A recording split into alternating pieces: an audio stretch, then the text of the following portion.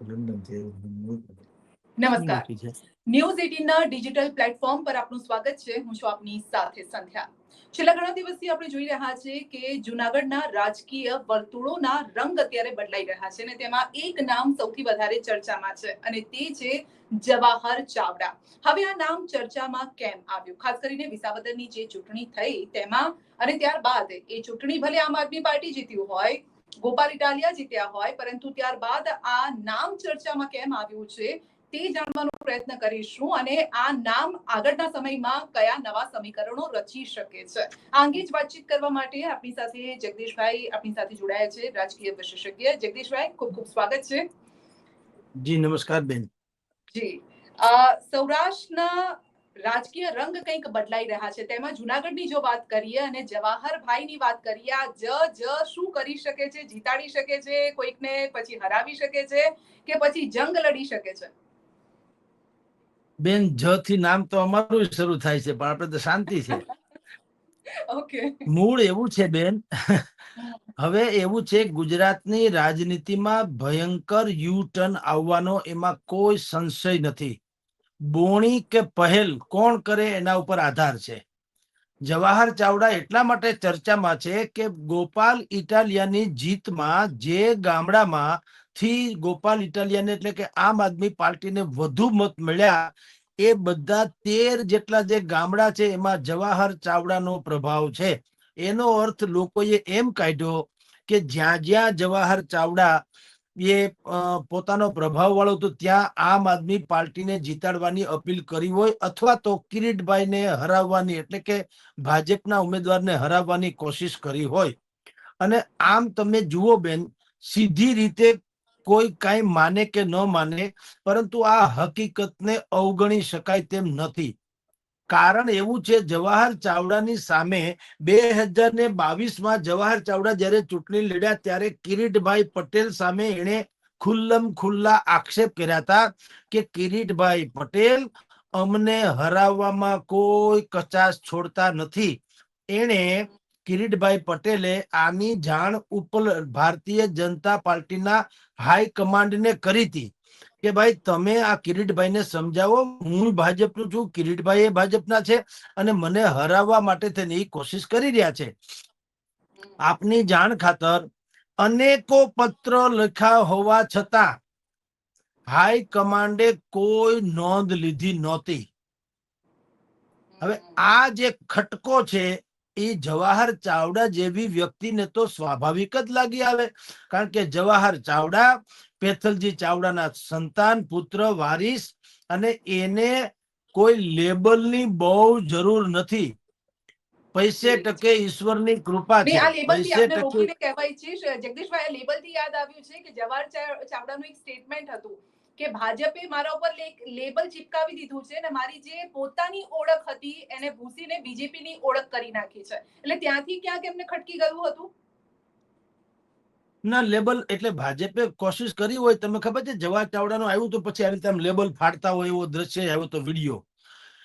એમાં એવું છે, જવાહર ચાવડા સાહેબ, તમારી જાણ ખાતર બેન, જવાહર ચાવડાનું આહિર સમાજમાં અને આ જુનાગઢ એટલે કે સોરઠ પંથકમાં એમાં બહુ મોટું નામ અને એક રજવાડું કયો તો ચાલે. પેથલજી ચાવડા એ હસ્તી હતા જ્યારે લોકોને સ્કૂટર લીધું હોય તો ગૌરવથી કોલર ઊંચા કરીને હાલતા લોકો, એ જમાનામાં એની પાસે હેલિકોપ્ટર હતું.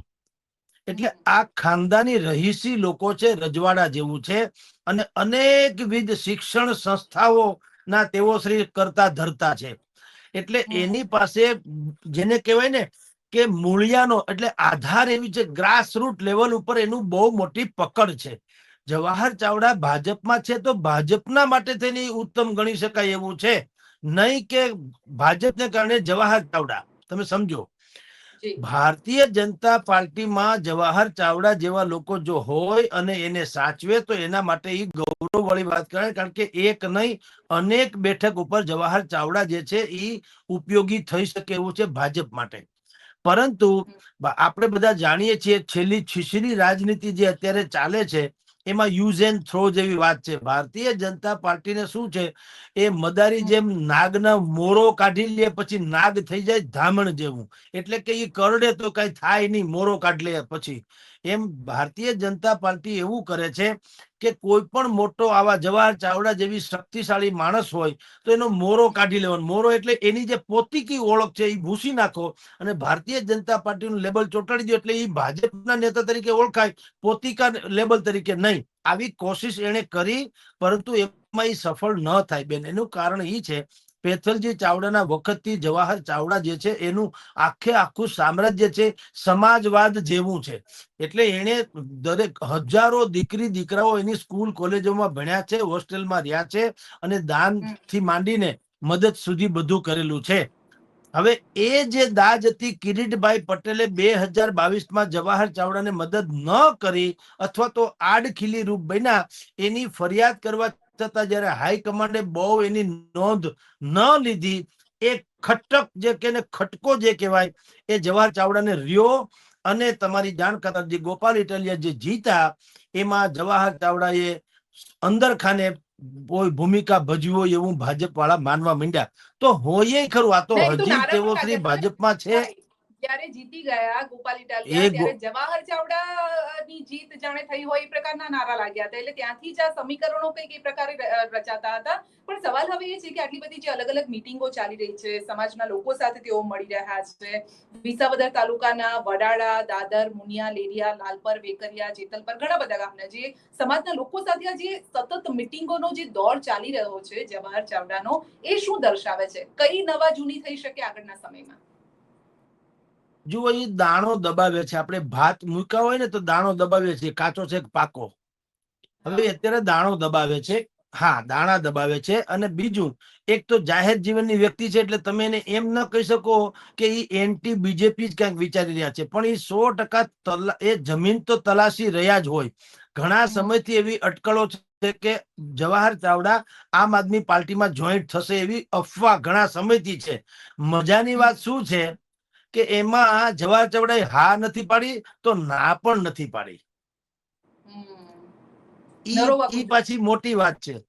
જી, એટલા માટે સાહેબ કે ભાઈ, ન જાણ્યું જાનકીનાથે સવારે શું થવાનું છે. જો જાનકીનાથને ખબર ન હોય તો જવાહર સાહેબને ક્યાંથી ખબર હોય સવારે શું થવાનું છે.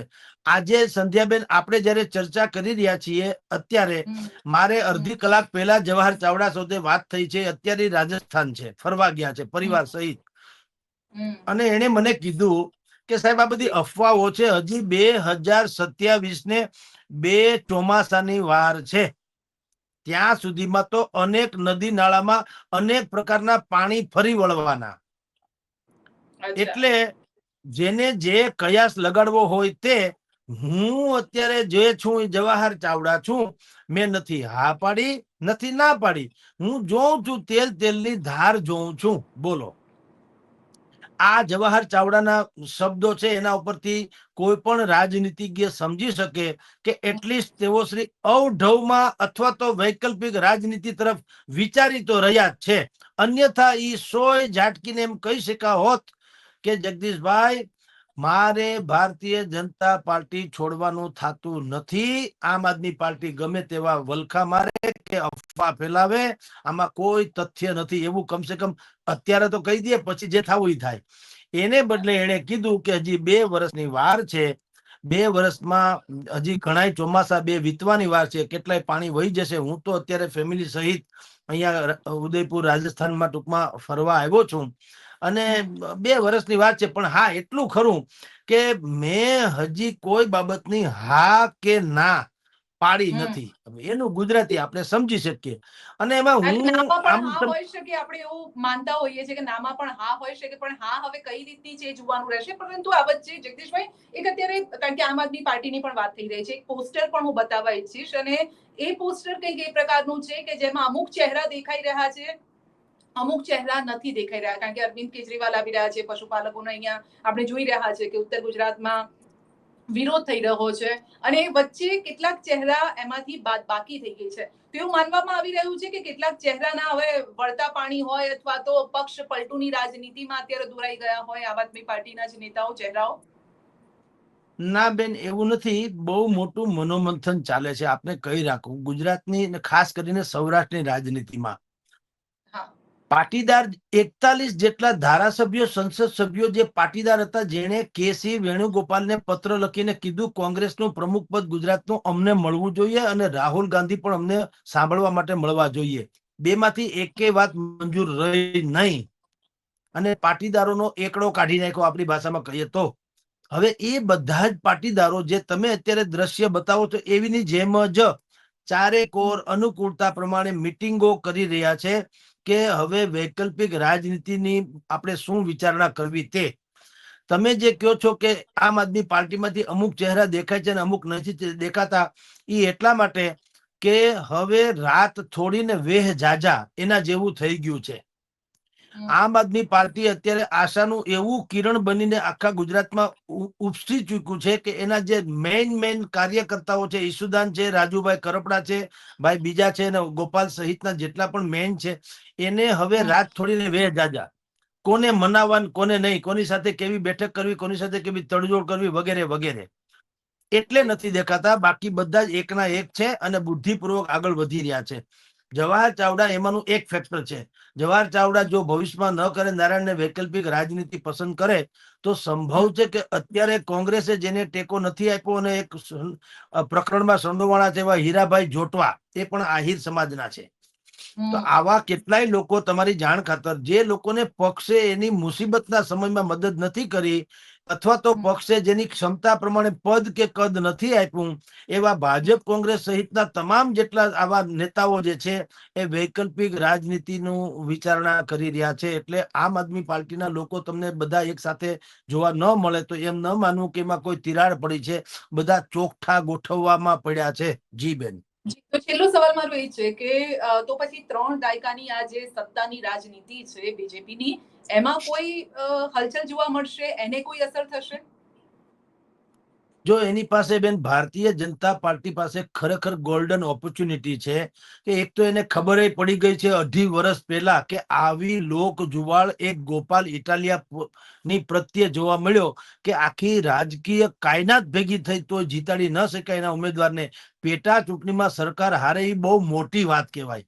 કારણ એવું છે કે આ તો સામ દામ દંડ ભેદ બધું તમારી પાસે હોવા છતાં અને તમારો ગઢ ગણાય, 30 વર્ષથી તમારું શાસન, તળિયાથી નળિયા સુધીનું વહીવટી તંત્ર, ડબલ ત્રબલ એન્જિનની સરકાર અને સહકારી ક્ષેત્રના માંધાતા એના પ્રભારી, આમ છતાં અને લેવા પાટીદાર જેવા ઉમેદવાર.